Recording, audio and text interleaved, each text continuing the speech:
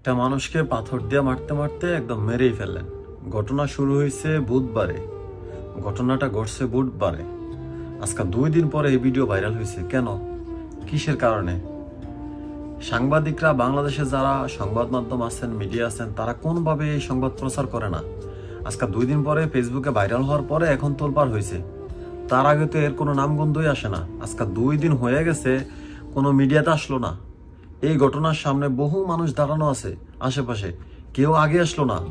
এইরকম ভাবে, আচ্ছা আমার টাকা আমি আপনাদের দেই না দেই সেটা আমার ব্যক্তিগত ব্যাপার। আমার টাকা আপনারা নিবেন, আমি দিব না।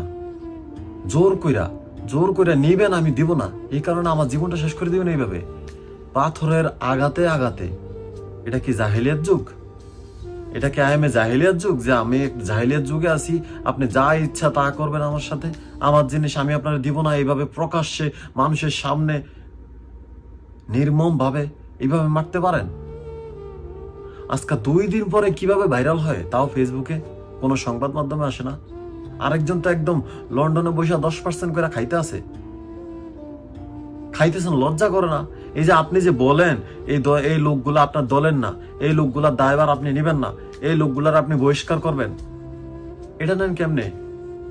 এটা নেয় কেমনে? আপনার যে নেতারা চলতেছে এটার উপরে চলতেছে। এই যে সারা দেশে চাঁদাবাজি করতেছে, কারা করতেছে? এনসিপি, জামাত, শিবির, অন্যান্য কোন দল? কেউ তো করতেছে না। সবাই বলতেছে বিএনপি, সব করতেছে বিএনপির ছাত্র দল। কেন?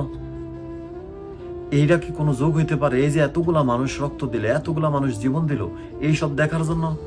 ছাত্রলীগও তো আপনাদের মতো এত খারাপ অবস্থা করে নাই। সাদার জন্য তো এত নির্মম ভাবে তো মানুষ হত্যা করে নাই, মারে নাই। এটা কোনো দেশ হইতে পারে? এটা কোনো স্বাধীন দেশ হইতে পারে যে একটা জিনিস আপনি আমার কাছে চাইছেন, 10 টাকা 5 টাকা যত টাকাই আপনি আমার কাছে চাইছেন, অনৈতিক। ডাকাতেরা তো ভালো, রাত হইলে ডাকাতি করে, ওটা তো প্রকাশ্যে দিনে দুপুরে মারতেছেন চাঁদার জন্য। এটা কোনো দেশ হইতে পারে না। আর যারা বর্তমানে ইন্টারিমে আছেন, যারা বর্তমানে ক্ষমতায় আছেন, আপনারা কি করেন? কি আপনাদের কাজটা কি? আসিয়া মারা গেছে বহু আগে, আসিয়ার কবরে এখন হাড্ডি পর্যন্ত নাই। তার বিচার কই? একটা বিচারও কিন্তু আপনারা করতে পারেন নাই।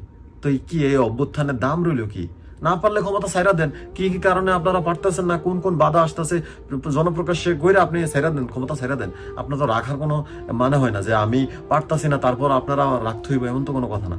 না পারলে ছাইরা দেন, দেশ যেদিকে যাইতেছে যাক। আপনারা থাইকা যদি কিছু না করতে পারেন, আপনাদের দরকারটা কি? দেশে দরকারটা কি? না পারলে ক্ষমতা ছাইরা দেন। ক্ষমতায়ও আছেন, হ্যাঁ, আবার আবেগও দেখাইতেছেন, কোনো কিছুই করতে পারতেছেন না। যা তা করতেছে এই দলটা এখন বাংলাদেশের মধ্যে। কই আপনারা তো কোনো কিছুই করতে পারেন না। এসব নাটক বন্ধ করেন। আমরা একটা স্বাধীন দেশ চাই, যেখানে সবাই তার স্বাধীনতা পাইব, কথা বলার স্বাধীনতা পাইব, ব্যবসা বাণিজ্য করার স্বাধীনতা পাইব। এরকম স্বাধীনতা চাই না যে জায়গায় স্বাধীনভাবে মানুষ মারব। নির্লজ্জ একটা দল, বদমাইশ গুলো আবার নির্বাচন